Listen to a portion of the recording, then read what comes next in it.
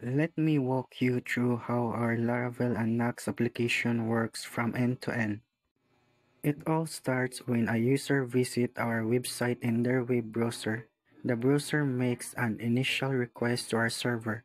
Since we're using Knox.js with server-side rendering, the Knox server generates the complete HTML page and sends it back to the browser. This makes our site fast and CEO friendly.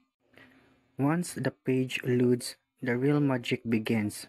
When users interact with the site like clicking buttons or submitting forms, the Knox front-end makes API calls direct to our Laravel backend.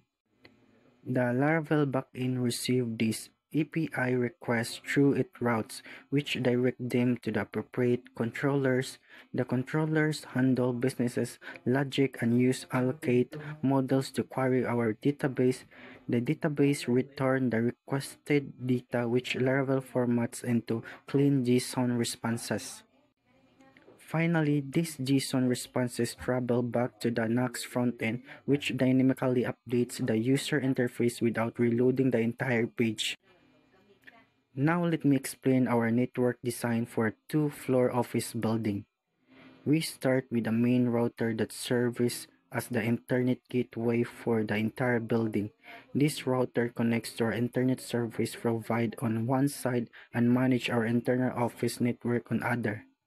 The key feature of our design is that each floor operates on its own separate subnet. Floor 1 uses the 192.168.10.0 subnet, while Floor 2 uses 192.168.20.0.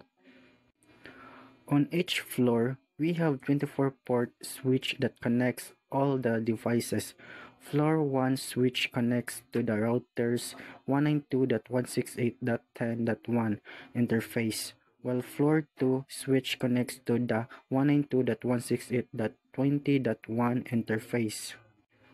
We also have wireless access points connected to each floor switch, providing Office Floor 1 and Office Floor 2 Wi-Fi networks that use the same subnets as their respective wired networks.